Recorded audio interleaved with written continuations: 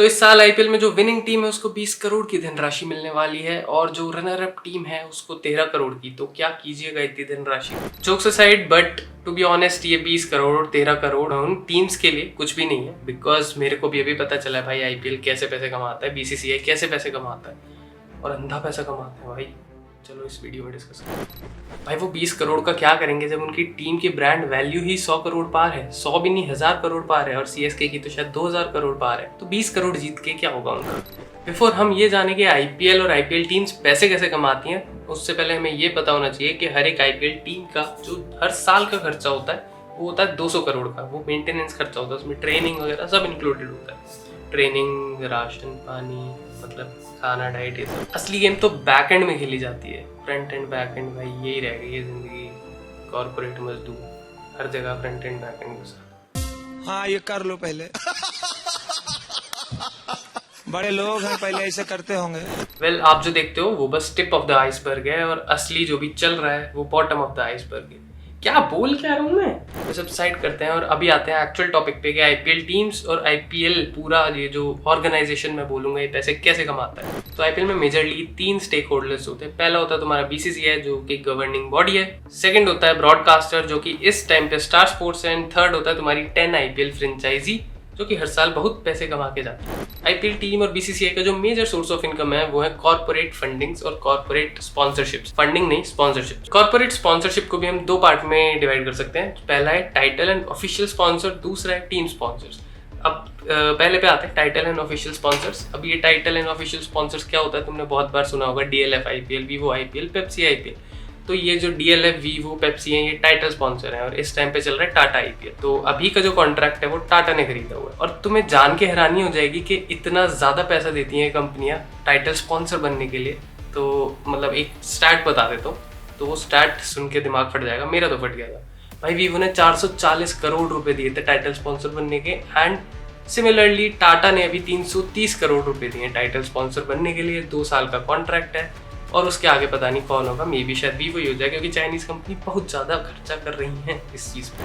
अब जितना भी अमाउंट उसमें बीसीसीआई को मिलता है उसका 50% बीसीसीआई रखता है एंड बाकी का 50% टीम्स में डिवाइड हो जाता है। Similarly there are other official sponsors of IPL as well, like CEAT, CRED, Dream 11, RuPay, Unacademy etcetera, through which BCCI collects a huge amount of money as well. And उसमें से BCCI अपना जो percent रखती है वो 60% रखती है and बाकी का 40% अगेन बाकी के टीम्स में इंडिविजुअली इक्वली डिस्ट्रीब्यूट हो जाता है।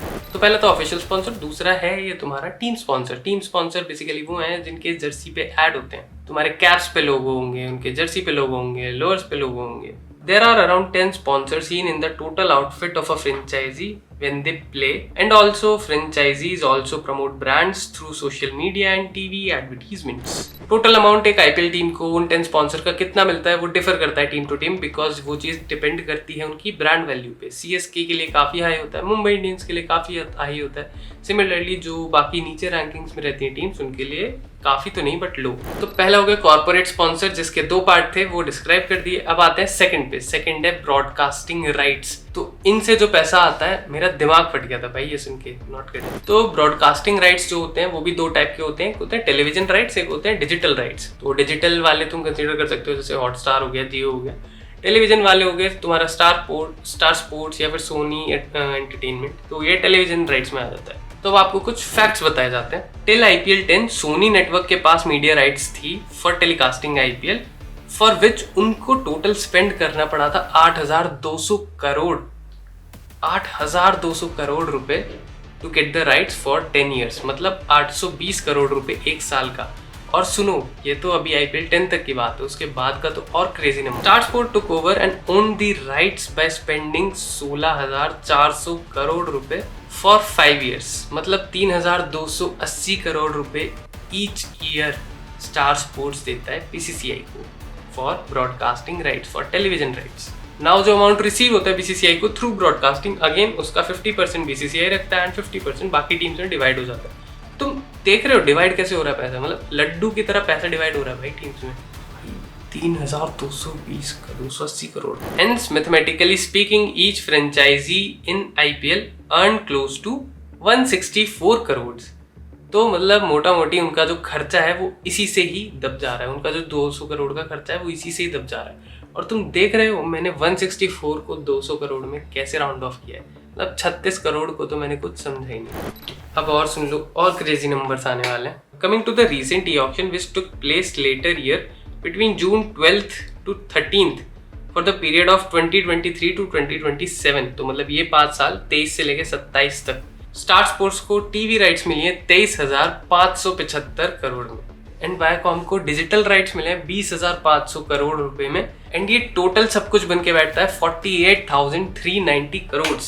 इसका भी अगेन 50% बीसीसीआई, 50% लड्डू की तरह बाकी टीम में पैसा बढ़ गया, बट स्टिल 48,390 करोड़ भाई, ऑलमोस्ट 9,500 करोड़ हर साल का।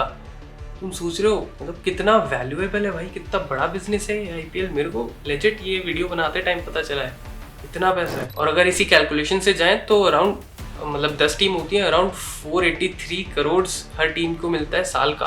Crazy numbers. तो ये तो हो गए सब बड़े बड़े सोर्सेज ऑफ इनकम। अब आते हैं थोड़े छोटे सोर्सेज ऑफ इनकम में। तो छोटे सोर्सेज ऑफ इनकम में सबसे पहला आता है स्टेडियम टिकट्स। स्टेडियम टिकट्स का जो पैसा होता है, जितना भी वो कमाते हैं 3 से 5 करोड़ पर मैच, वो जाता है 80-20 के स्प्लिट में डिवाइड होता है। 80% तुम्हारा जाता है होम टीम को एंड 20% जाता है तुम्हारे जो भी बोर्ड, उस मतलब स्टेट की बोर्ड गवर्निंग बोर्ड होता है। तो लेट्स से अगर किसी मैच को देखने के लिए अगर 1 करोड़ रुपए आए हैं स्टेडियम से, मतलब टिकट्स के थ्रू, तो 80 लाख जाएगा जो भी होम टीम है उसको, एंड 20 लाख जाएगा जो भी स्टेट का वो है क्रिकेट बोर्ड है उसको। उसके बाद आता है मर्चेंडाइज सेल, एंड ये तो सबको ही पता है, मतलब जो भी तुम्हारा मर्चेंडाइज होता है सीएसके का या आरसीबी का या तुम्हारा मुंबई इंडियंस का, तो उसकी जो भी सेल होती है उसका पैसा भी ये टीम्स को जाता है या फिर मतलब इनके बोर्ड्स को जाता है। एंड अगेन ये चीज़ भी ब्रांड वैल्यू पे, फैंडम पे डिपेंड करता है। तो या brand value matters for IPL team.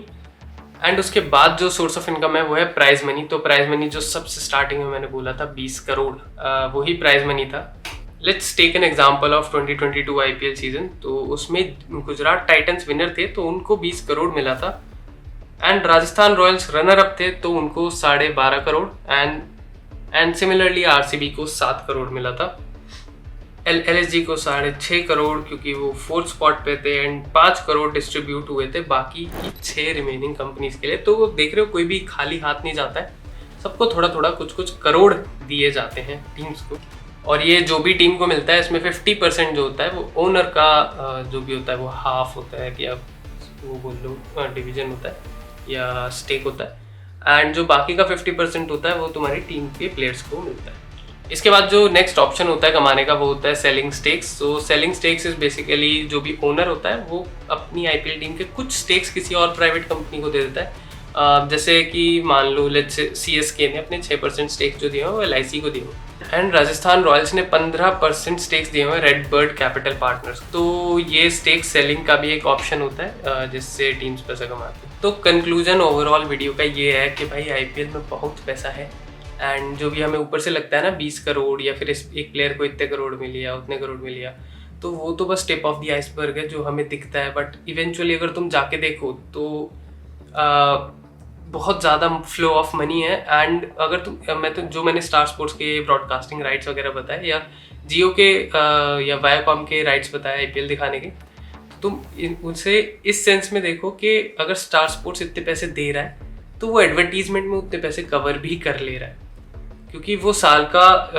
कितना दे रहा है, अगर तुम 5 से डिवाइड करो 23,000 करोड़ को, तो साल का अराउंड 4,500 करोड़ बैठता है। एंड अगर तुम रेट्स देखने जाओगे कि भाई स्टार स्पोर्ट्स पे एक 10 सेकंड के ऐड के कितने रेट्स हैं, तो वो कुछ अराउंड 20 से 30 लाख है एक 10 सेकंड के सेगमेंट के लिए। अब सोचो कितने 10 सेकंड के सेगमेंट आते हैं एंड कितने एड्स आते हैं एक मैच के बीच में, तो मतलब वो इजीली कवर भी कर लेता है उतना पैसा with in the span of 5 years। बहुत पैसा है, बहुत प्रॉफिट है, बहुत flow of money. So that's it for this video, and मिलते हैं नेक्स्ट वीडियो में। बाय।